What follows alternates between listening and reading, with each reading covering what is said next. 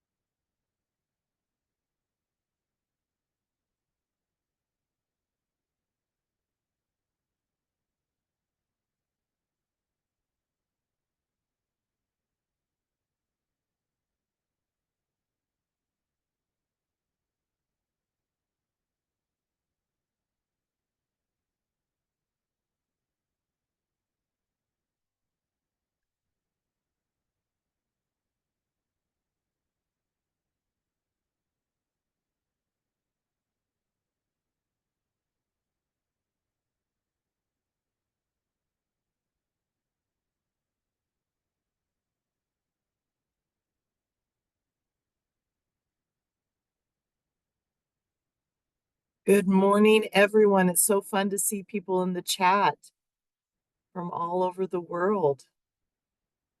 Thank you for joining us. Jennifer, are you about ready to start? Fabulous. Welcome to Community Cookbooks as Local History and Genealogy Resources.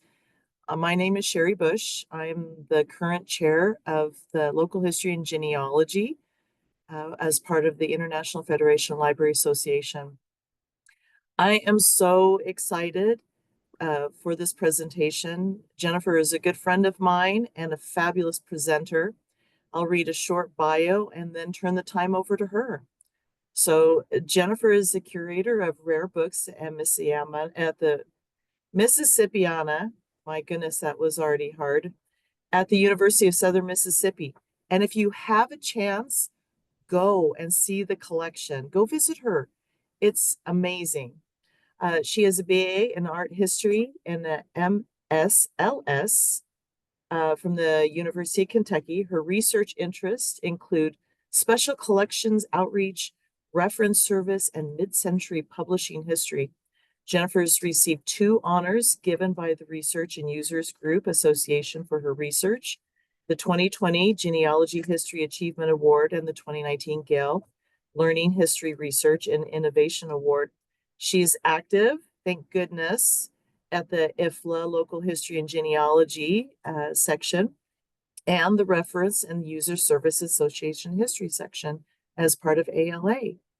So enjoy. If you haven't had breakfast yet, you might be getting hungry soon, but or dinner or lunch or whatever time it is. But Jennifer, take it away. Hey, everyone. Thanks so much for coming today. Just a couple of housekeeping things. Feel free to, if you have any questions as we go along, put it into the Q&A feature, and I'll answer those. I'll answer those at the end. Also, feel free to put anything in the chat if you want. I'll try to keep an eye on it, but if I miss it, you might want to double up and put it in the Q&A as well. So thanks for joining today. I'm very happy to talk about and excited to talk about our cookbook collection and the things that we do at the University of Southern Mississippi. So I have been here for about a little over 20 years. And one thing, and I moved here from Kentucky, so I'm familiar with the South, but Mississippi is a little farther south, so the culture is a little more intense. But when I moved here, much like with many places in the world, food is very, very important to the people here in Mississippi, and there are a lot of uh, foods that are just found here or that are found in this area. And I learned that very fast, what was important. So we have everything from, right now we're in the midst of crawfish season or toward the end of it. And so, because we are so close to New Orleans and Louisiana, we have a lot of those Cajun and Creole influences. And just you can see here that the crawfish is on like a big round plate. And so, oftentimes, this is how crawfish is served. And I have one at home that I received in a Mardi Gras parade during Mardi Gras season one year in New Orleans. And they were just throwing these big discs out. So, fortunately, I did not get hit, but I did have one that I eat my crawfish on every year.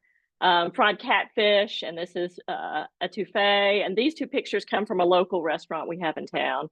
The food here is so good. And then comeback sauce, which is a condiment that you find around here that's mayonnaise and ketchup and just a dash of other things. And this came from one of the community cookbooks that we'll look at today. But to help preserve this culture, and we started collecting the Mississippi cookbooks, especially the community cookbooks here at the University of Southern Mississippi. And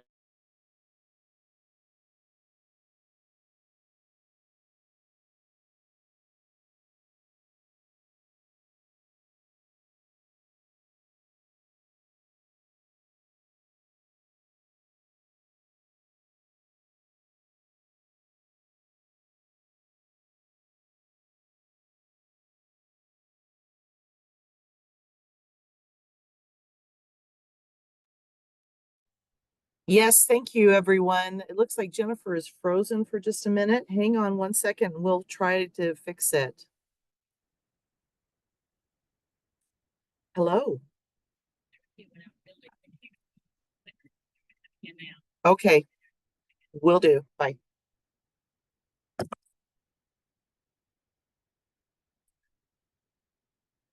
Everyone, guess what happened? The electricity flickered where Jennifer is in Mississippi.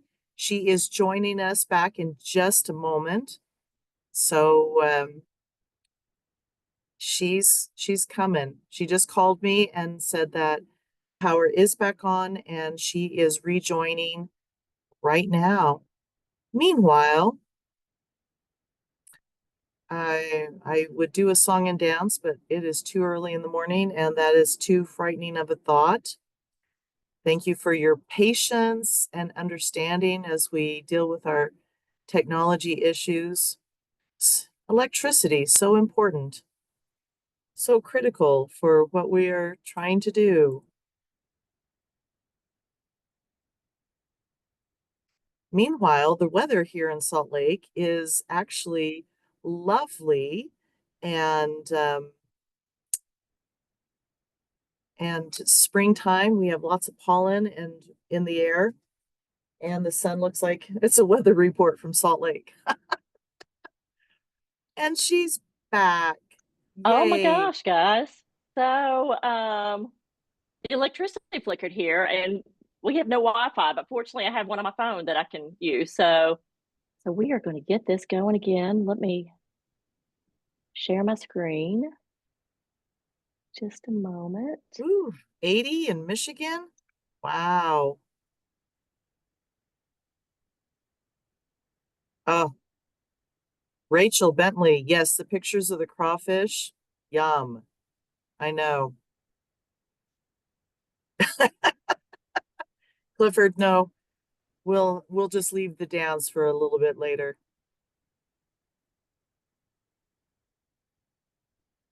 Ooh, Christina, I like in the comments, feel free to put any cookbooks or a favorite cookbook. So, yeah. But now Jennifer's back. Thank you for your patience and Okay. understanding. Here we go. Yikes. All right, everybody. So, great food.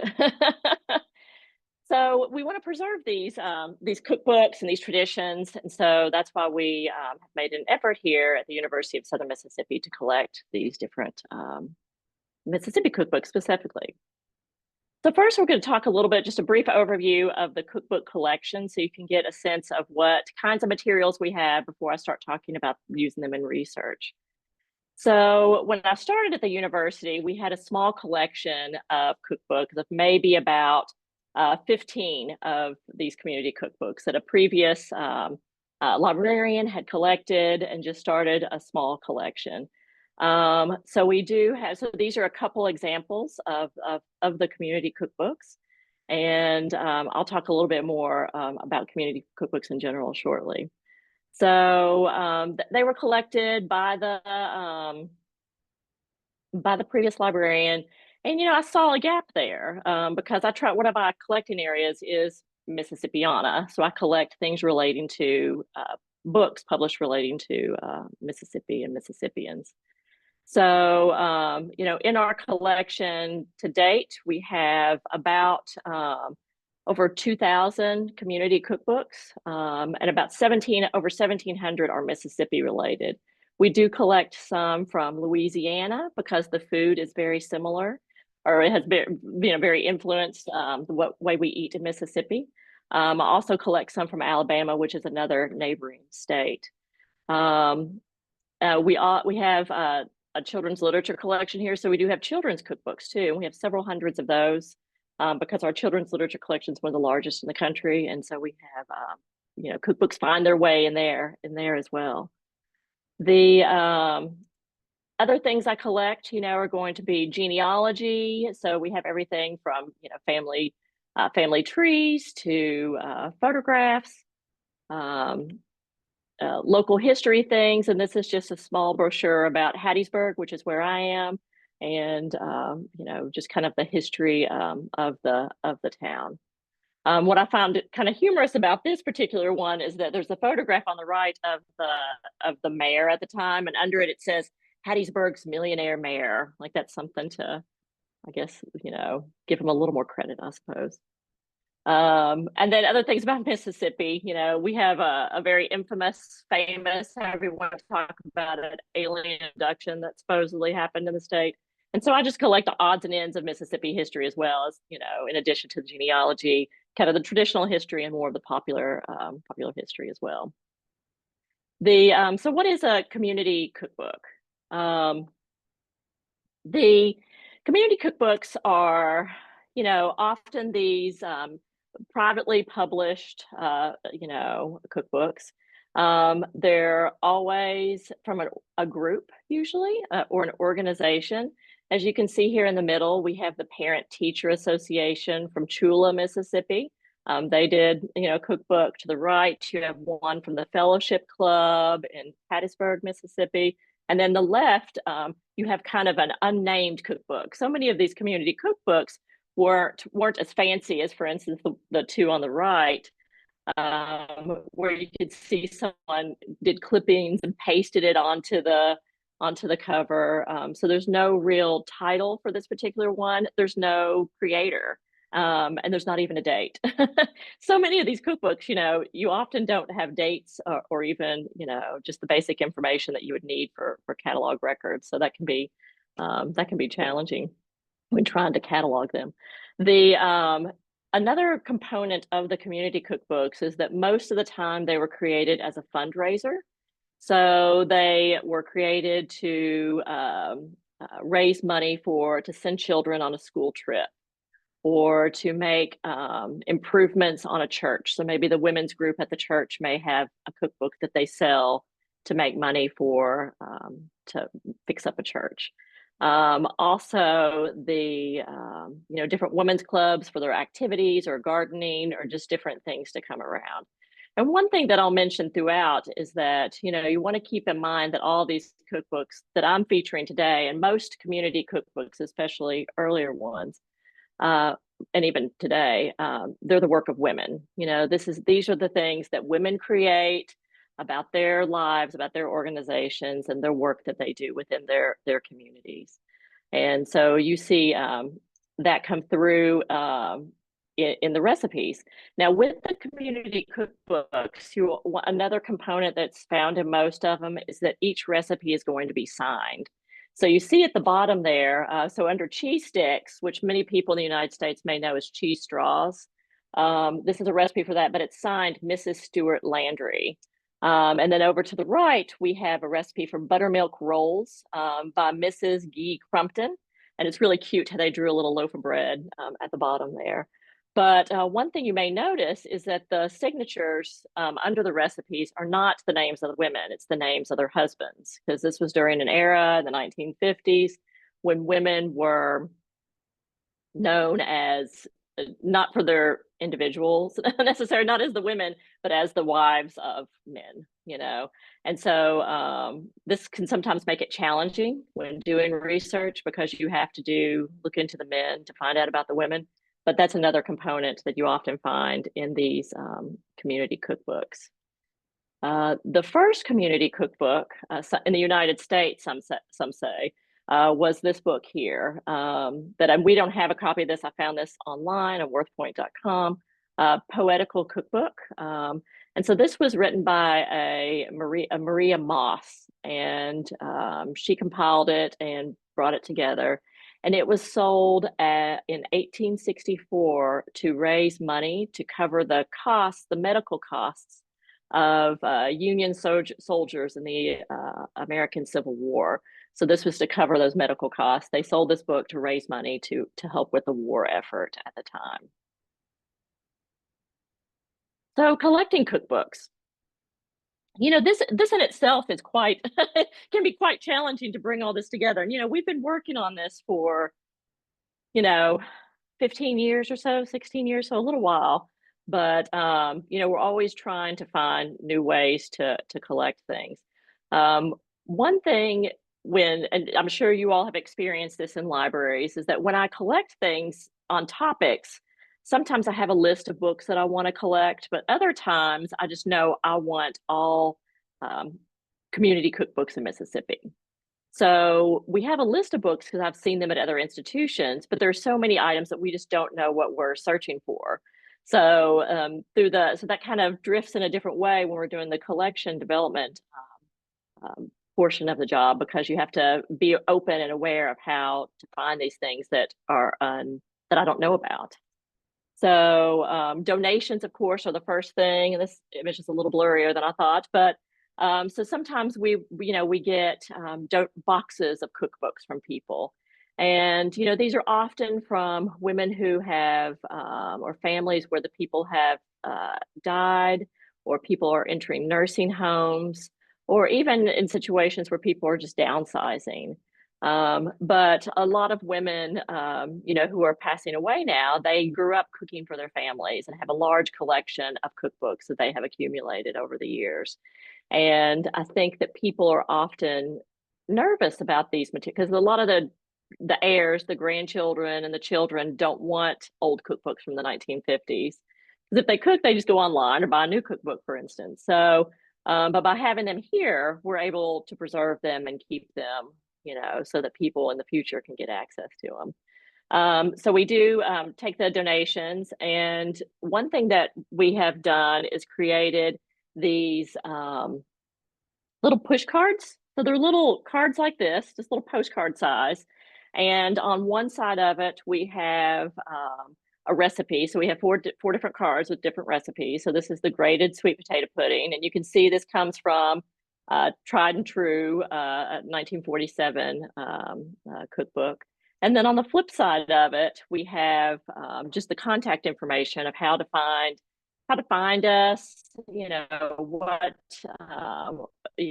that we accept donations. If they have any questions, let us know. I also mentioned my partner in this project, Andrew Haley, down below as well.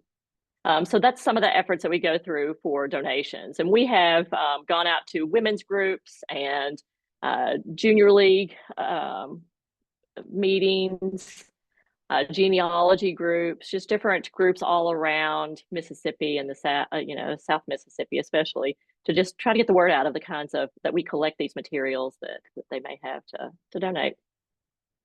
Another place I go to get cookbooks are estate sales. So in the United States and in this region, estate sales, I think they take different forms in different places. But here we have um, when someone's estate heirs want to liquidate, so sell everything in the house, they open up the house for a sale. So you browse through someone's house and you just put, it's kind of morbid in many ways. And sometimes these sales can be kind of, sad, but they have all the books on the shelf and you pull those off and you just buy them from the people organizing it. And so these are about, I can get them for $1 or $2 each. Sometimes these cookbooks. So estate sales, and this is from a local estate sale and a person who is a frequent donor to our collections. Another place I go to are eBay or even bookfinder.com if I'm looking for something specific. And so I'll just go in and search Mississippi cookbooks, and I might come up with 300 results. And I just slowly go through it. After so many years of doing this, I have found that I know which books we have, or at least on site, I'm like, I know that book we already have. Because so often when you get these donations, or when you go to people's, because sometimes I'll go to people's houses and box up the books myself. You notice that all these women of a certain time period had the same cookbooks. There were always certain organizations, Junior League Cookbooks, which are a kind of a women's group. Their cookbooks are always well used. So, but eBay and Bookfinder are places I go. Living in a state like Mississippi, we have issues with spelling because Mississippi is a hard word to spell for people who don't do it all the time. Even for me, I miss some letters sometimes. But so sometimes periodically I'll search for Mississippi in the different misspellings just to be able to find resources.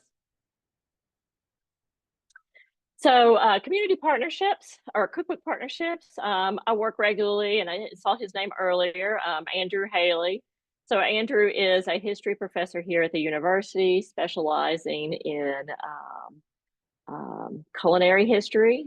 He wrote a book called Turning the Tables, Restaurants and the Rise of the American Middle Class, 1880 to 1920, which won a James Beard Award winner. I always brag on him because he won't do it himself.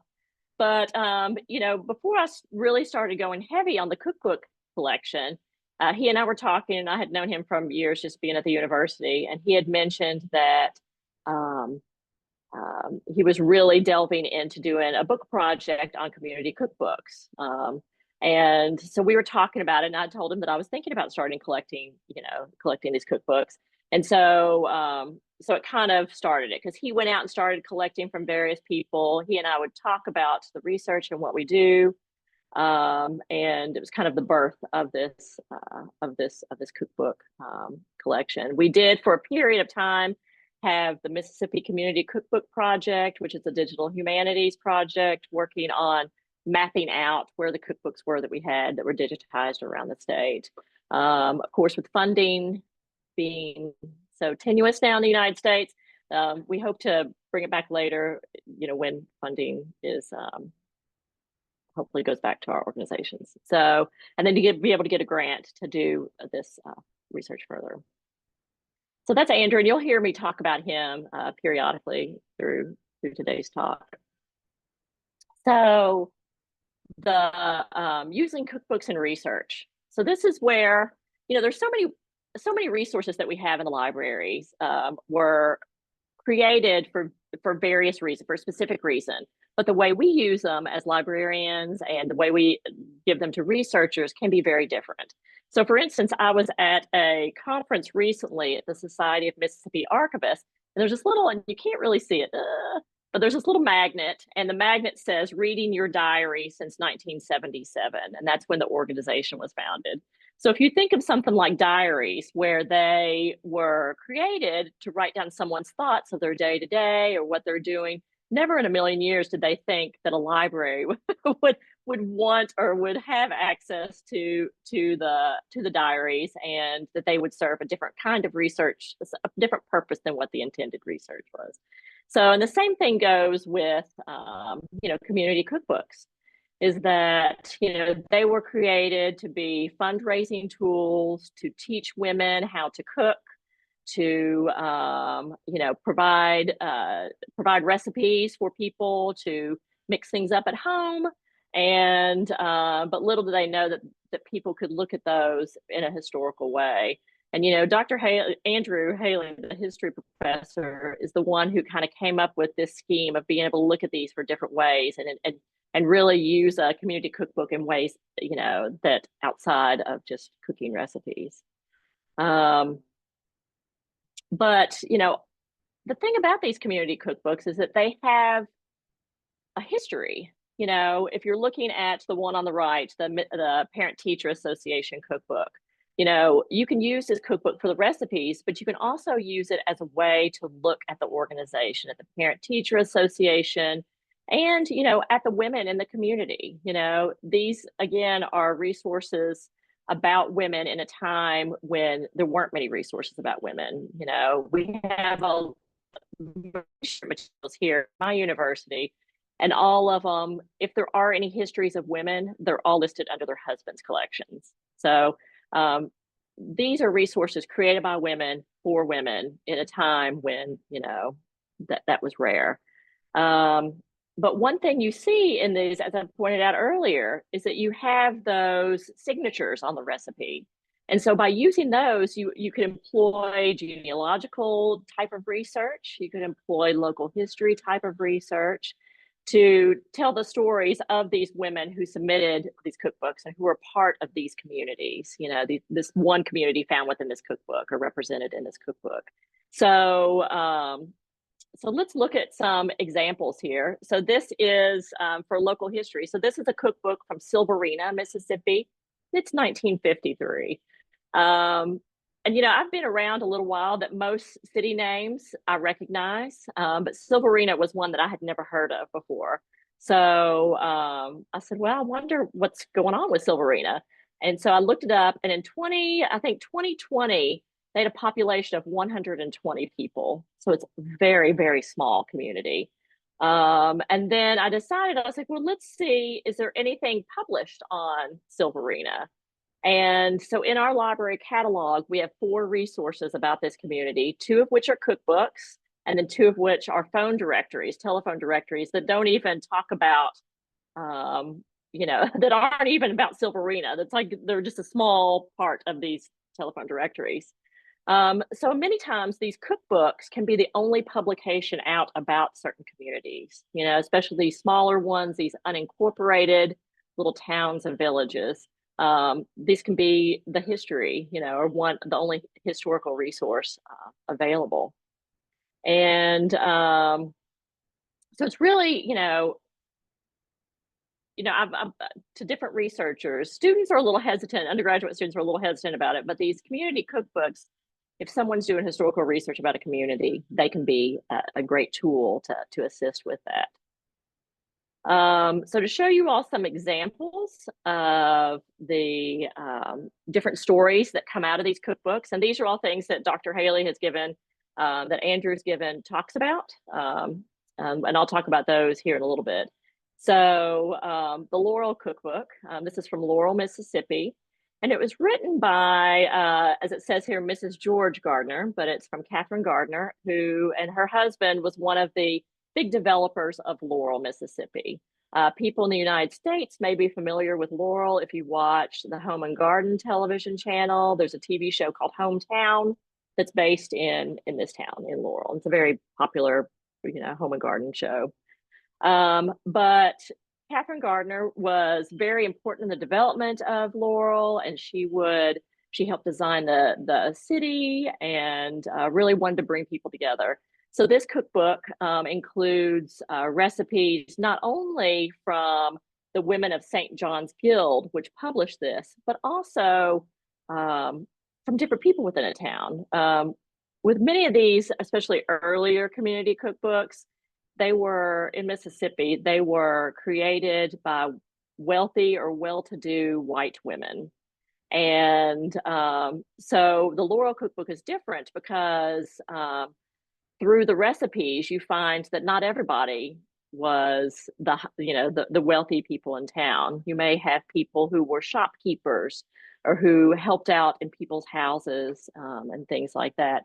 So what it does is by going through and doing that genealogical research, as I showed before, by looking up at the names of the contributors, you get a sense of who was involved and who was a part of this community. And in this case, what Catherine Gardner thought about community and what she wanted to bring into her books. And again, this is all originates from a cookbook, you know. Now, what's fascinating about this one, this particular edition, is that it was reprinted, and you can see that toward the bottom. It was revised and reprinted for the Ladies Aid Society in Montclair Heights, New Jersey, which is another state up north. So I think that she was originally from New Jersey. So she must have completed this cookbook and then just sent it up north to for them to use as a fundraiser as well. And then over to the right here, there's a foreword saying that, you know, the St. John's Guild makes no claim except in few instances that the recipes are original. And I guess that's a way to say, well, I've seen this recipe before. Where did it come from? You know, there's a lot of discussion about, can recipes be copywritten? Can you have copyright over a recipe? And I think the general understanding is no, generally, because recipes are passed along from person to person. The recipe that I have that my grandmother gave me, who knows where she got it from, you know? So you could see that, you know, some of that kind of coming out there. Kahoma Cooking Every Day and Sunday Too was produced by the Kahoma Women's Club up in the Mississippi Delta. And this is where traditionally all the cotton plantations are. And so it was had a very wealthy white population and a very poor African-American population here. But this was a cookbook put out in 1952. And you could even see the cotton bulb on the front of it. But so here are a couple of the recipes from that cookbook. And at the top, you have tomato aspic, which is a gelatin, which you have vegetables basically floating in gelatin, which is not appetizing, but it's all the rage at the time. And then at the bottom, you have Mrs. Wooten's jam cake. And you'll notice that there are no signatures on this, but they do have some where the name is in the title, much like with Mrs. Wooten's jam cake. And jam cakes were big in Kentucky, especially, and so they're very prized prized cakes. If you can make a good jam cake, then you're doing something all right. But so you have the recipes within. You don't have as many names to reference as you might in other cookbooks. But what's interesting about this one is that alongside the images, you have these racialized images of African Americans. And, you know, why did the organization feel that they needed to put there? You know, again, the people who wrote the cookbook were wealthy white women, probably affiliated with the cotton plantations. And then these images were interspersed. So, you know, it makes you think that, of course, they were trying to harken back to a time, or maybe it was still, it's 1952, so they were still in a segregated life, you know. But it's this kind of ideal of what Southernness is. And it just so happens that they're based on, and these images are from other publications. It was from a previous publication that was well known in the South. But the fact that this was included in a cookbook really makes you wonder why, you know. So these are some questions that may come out. And the third one I'm going to talk about is the Chula Garden Club. And so this again is from the Mississippi Delta region. And so it was created by the Chula Garden Club. And you can see at the bottom on the page on the left, it says, funds derived from the sale of this cookbook will be used for the development of Pinecrest Cemetery. And so the money raised from this was used to create a habitat and a conservation program around this cemetery. And, you know, what's great about this one is that you have a whole list of all the members. So when you're doing, this kind of research, you want those kind of access points, right? You want the names of people you can make a list of to start, doing your genealogy research kind of on each one and doing the research on each person. And then you can, and so you have all this here. Sometimes in these community cookbooks, you may have a history of the church or a history of the women's organization or whatnot. So you have all that information that can be included. What Andrew found out about this cookbook is that one of the women, and I think it was Mrs. Eugene Shepherd, her husband was particularly involved in nature conservation. And so he had won national awards, and she was just as prominent as he was nationally in this effort to save green space and to work with plants and flowers and natural world. And then on the right side, not to ignore advertisements. These advertisements give you a sense of the businesses in the community and who was, kind of involved. Now, with the advertisements, they self-select, so it's not going to provide you an overall view of all the businesses, but it will provide you a view of a large number of what was happening, kind of idea of what was happening in the community. So you see here we have Lexington Implement Company, so that's going to be farm machinery. In the middle, you have kind of a general store. And then at the bottom, the Honey Island Gin Company, Inc., which is a cotton gin. They sell cotton gins that help extract the cotton from the seeds. I think it's more complicated than that, but that's what I'm giving you. So it's more farm machinery. Now, I've talked a lot about, different access points and how to, look at these materials and research things. But, what resources can you use to help? So again, use genealogical databases like Family Search, Ancestry. Go in there, especially when the fact that the husband's names are often mentioned. That means you're going to have to, look up the husband first through marriage records, find out who the wife is to find out what her identity is, and go that route. Another thing you could do is then check in newspaper databases. We have newspapers.com, but you have other full text newspapers that work, where we have access to small town newspapers. You can, often these cookbooks were announced, saying that the Women's Club is going to sell their cookbook, or you may be able to look up the husbands and the wives and try to figure out, and again, form these little vignettes, these little stories about each of these people. We do digitize and make our materials available online, which is great for researchers here, near or far. We have been written up in national publications where different chefs have mentioned using our data, using our cookbooks that are found online. So this is just a display of how they're listed. When I just searched cookbook in our digital collections, and then we have this list of results here. I did pick out one of them. This is Recipes for the Bride, which was given as a gift at a bridal shower for a new bride. And each person was given a card and they wrote a recipe on it. Come back to that. And so you can see here that someone wrote a recipe for divinity candy, which is just a sugary, sweet Southern candy that people love. But it's really difficult to make sometimes. You have to wait. Humidity is bad for it. But they would write these little recipes on there to then compile it and then give it to us. So it's a different form of a community cookbook. And this one, we had a class on culinary history here. And there was one student who had this cookbook as her assignment, and she found that it was produced in Lucedale, Mississippi, and just by looking at the names of the signatures that were on there. For each cookbook, we have complete metadata. So you can read a description, how many pages, an overview, and even the call number at the bottom right. So if you want to come in and look at the original, you can do that. And then briefly some outreach efforts that we have done. And a lot of these you all can adopt and adapt to your locations. If you have any kind of cookbooks that you want to do to highlight these.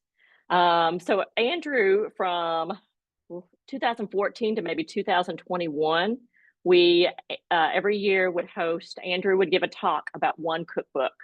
And so these were some of the posters that we had with the for to advertise it. The one on the left is the cookbook we were looking at earlier that had the depictions of African Americans alongside the recipes.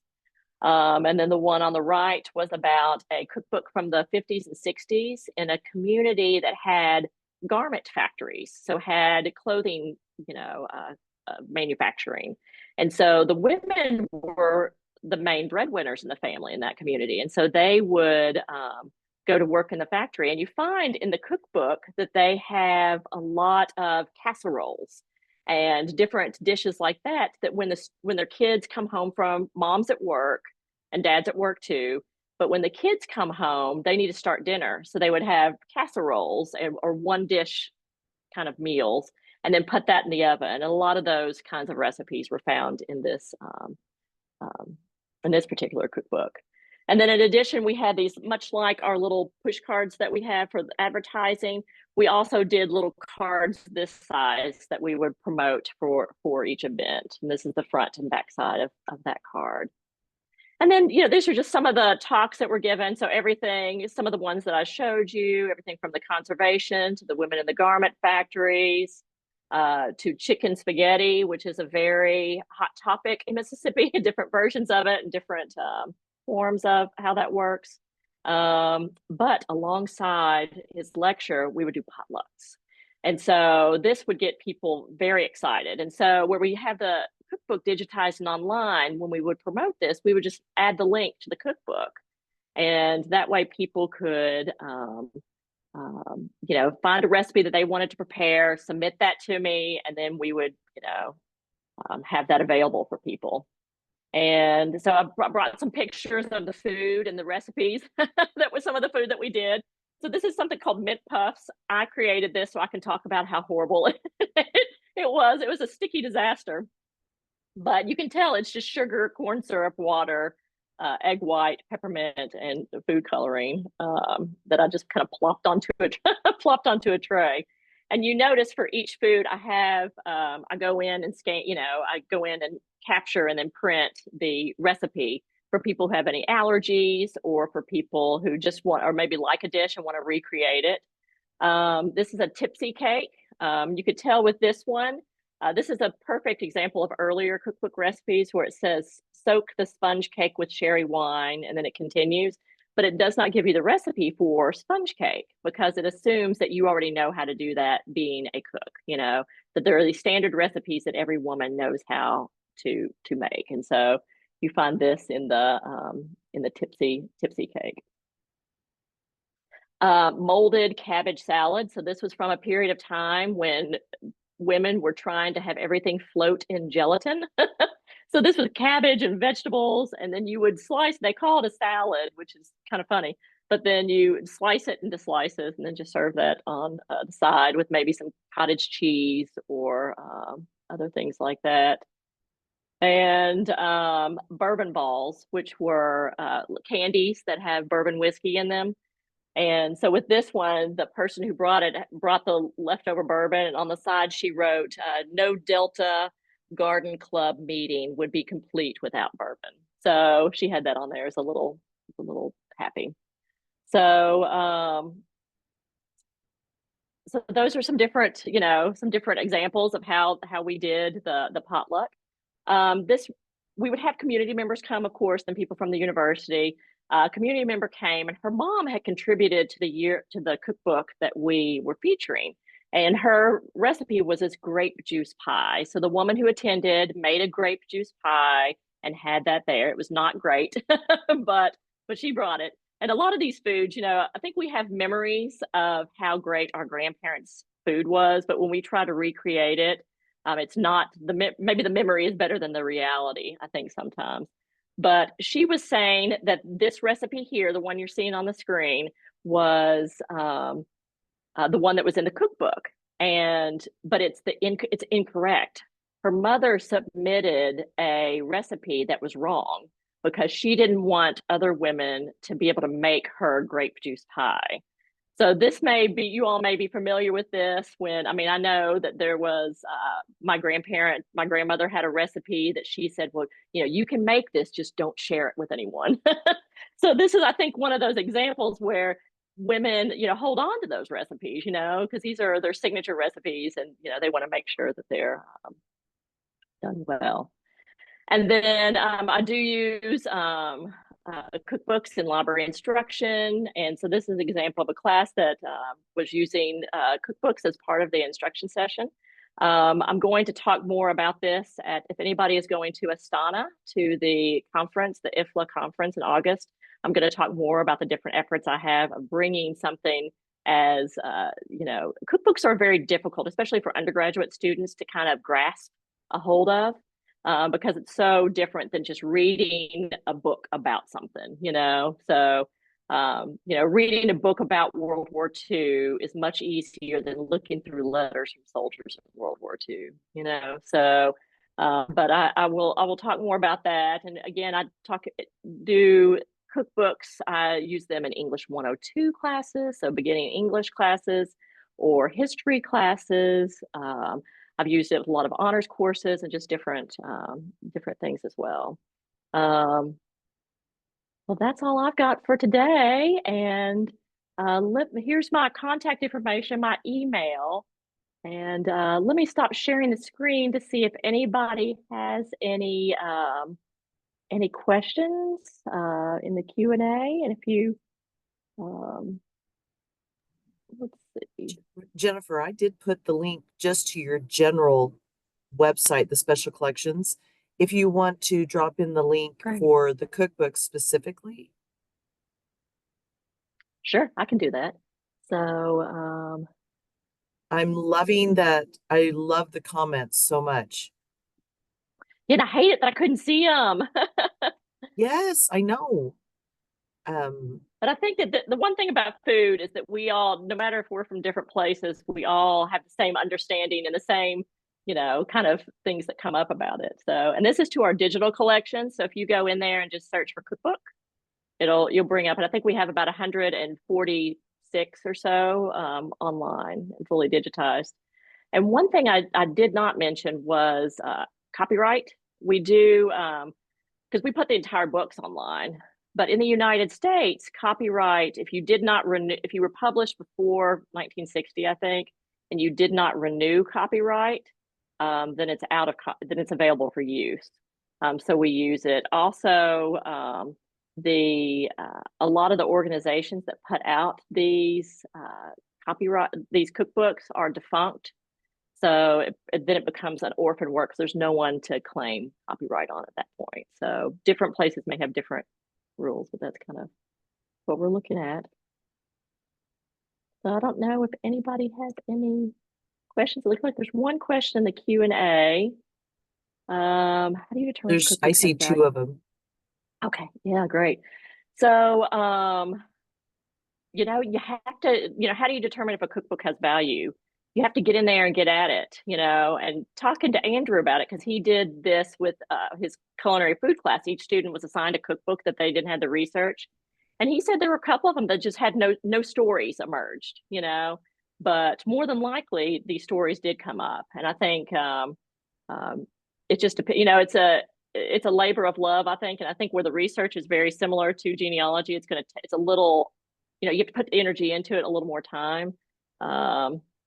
But let me say, So I think that's a way to look at it. I think the older ones probably have more story. I mean, maybe not, but I think that's a lot of it that's going on. And then see, Jessica,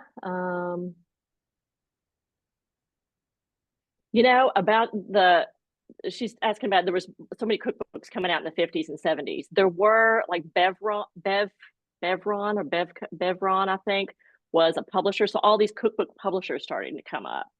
So that's why I think there were so many more community cookbooks in the United States during that period, because you had publishers who were strictly, set up just to do community cookbooks.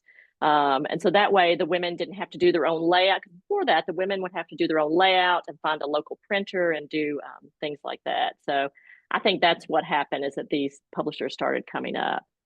And Um, probably, I would assume most of these publishers no longer exist, correct, which correct. then makes things a little bit more challenging, of course, to follow up. But that's good to know that there's such a variety of printing options. And I think, some of the cookbooks we have, because just from our donations, we have received, so some of these cookbook publishers would send out dummy cookbooks or fake cookbooks to organizations saying, here's what we can do. And so I have some of those too, so you can see the process of how they laid it out. And if you look through a lot of the cookbooks at the time by the same Yes. publishers, a lot of the information inside is the same. So they'll have general conversion tables, like how to do, ounces to grams or whatever, and those are found in all of their cookbooks. And then, so Julie, what instruction activity? So what, there are a handful of things that I do. One thing is speed dating. So speed dating is where you set out six table with us. You set out a number of tables, and there are students at each table. And then one item is on each table, and then they get 7 minutes to answer a series of questions about each item. And then after that 7 minutes, they move to the next table. So one of the cookbooks I have, which was donated by a Mississippian, there was a guy who would do a garage sales who would bring us a box of stuff. And so one of them I was looking through, and I couldn't figure out this one cookbook. It wasn't Mississippi, but it was kind of interesting. It had Mississippi type recipes in it. Well, come to find out, it was an early 1970s marijuana cookbook, so it was kind of very hippie. And so I will use that in classes where I will bring it out because it's called Super Mothers Cooking with Grass. And grass was a euphemism for marijuana. So the students aren't familiar with it because it's an older term. And so it's a great resource to have them really dig in, to read the recipes, to let, there's no way to know unless you look deeply at the context to see that grass is really marijuana. So that's one thing that I use in the speed dating exercise. I also do something where I take old recipes from especially 19th century recipes, where I'll take those and much like I said earlier with that one cake recipe that just didn't tell you how to make the sponge cake. I put very vague and weird recipes and hand them out to different groups, different tables. So students are in groups. I hand them each a recipe. And then without looking at their phones, they have to spend 10 minutes trying to convert that recipe which was in a paragraph format, to modern cookbook notation, where they have the list of ingredients at the top and then the instructions listed below. And it really teaches slow reading, and it teaches them not to rely on their phone because there are some food ingredients that were listed that don't exist anymore, um, and just other things that kind of come up as well. So those are a couple things that I do to bring it into the classroom. Yeah. Amanda has a Anybody? great question. Sure. Oh, I'm sorry. I didn't see that. No, Sorry, do Amanda. you only collect cookbooks or also loose written recipes? We do collect loose written recipes. We don't And do what as do you many do as with them? Well, that's a great question. So we do have so I work with books primarily, but my colleague does manuscripts. So anything that's not basically in a book form. So we do have an archival collection that has different recipes throughout. Also, with these cookbooks we get, you'll find recipes in the cookbooks where the women would file their recipes within the cookbooks or use them as bookmarks. And so we do have a enclosure file where any kind of enclosures or any kind of things that are found within books, we remove it just to protect the materials.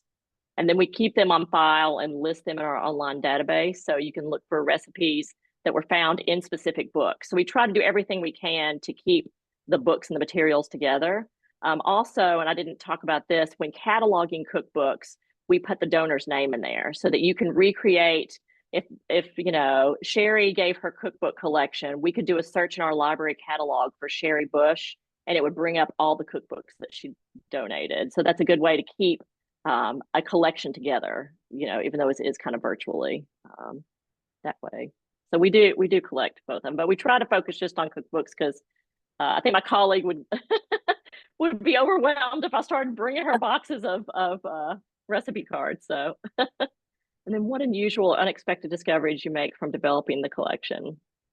I think that, the cookbooks that that were the standards, that every household had, I thought that's really interesting. In the United States, junior league cookbooks are very well produced. They're very popular, especially older ones. And so those were always in the mix. Um, I always, a lot of these community cookbooks will have little joke recipes in the front that are kind of fun, where they'll have, how to,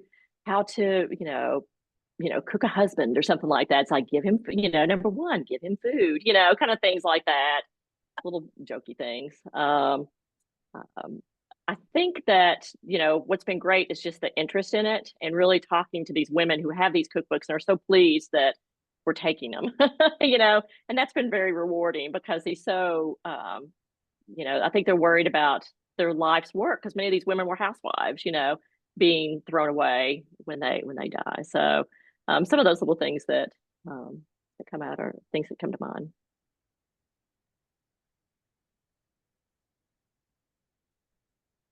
There is in just the chat a nice thank you from Harley Rogers. He used your, thankfully, thankfully, I found it digitized in your archive and then found several more that I can use. So already Great, helping yay! people. Yay. That's great. And there's a story that I like to tell about my coworker. When we had chosen a cookbook for Andrew's talk, and my coworker was from that town, and so she always prepared something for the potlucks. And so she was going through the cookbook, and in the cookbook found a recipe that her mother had submitted, and it was for her famous orange cake, which her mother had been dead for years, and no one had that recipe. So this was a way for her to have that recipe so that she and her Oh, brother could make it for family events and stuff. So these little things that kind of pop out and, just how we associate, memories in life with certain food. And so that's kind of a fun way that I wouldn't have initially thought um, that would be beneficial. wow. I don't know about anybody else, but this has been like so much fun and the fastest hour of my day. It's like, wait, it's already kind of any last comments or questions? Anybody? Um, And again, if anybody has any questions, please feel free to email me. Um, and I'll be happy to talk to you about anything we have or anything like that. So well, again, thank you so much, Jennifer. This seriously was so fun and interesting. And just so that you know, we will have the local history and genealogy section will have another webinar next month. So if you like this, keep watching. We do offer some really great programming. But thank you, Jennifer, and thanks for everyone for attending. Wherever you are, I hope you have a wonderful day, and we look forward to reaching out again. thanks, everybody.